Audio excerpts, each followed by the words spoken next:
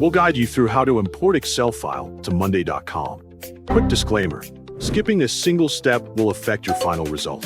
So you need to follow this step-by-step guide carefully. If this guide helpful, don't forget to like and subscribe. First, don't forget to comment if you still need our help or want to ask something, and we will reach you as soon as possible. Second, open your browser on your computer and make sure you have a stable internet connection before accessing 𝗟𝗏𝗞𝗘. Once your browser is ready, go to 𝗟𝗏𝗞𝗘 by entering the website address into the address bar. Click Go to My Account to open the sign-in page and access your workspace. Choose the login method you want to use. For this example, sign in with your email address. Enter your email address in the required field and verify that it is entered correctly before proceeding. Next, type your password into the password field associated with your account.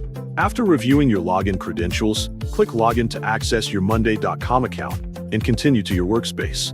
Click the plus icon in the Workspace section to display the available creation options. Select More to view additional workspace actions.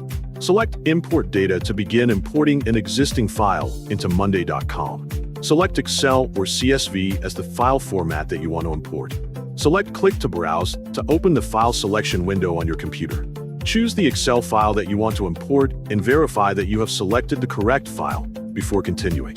Click Open to upload the selected file into 𝗟𝗏𝗞𝗘. Click Let's customize your new board to configure how the imported data will appear.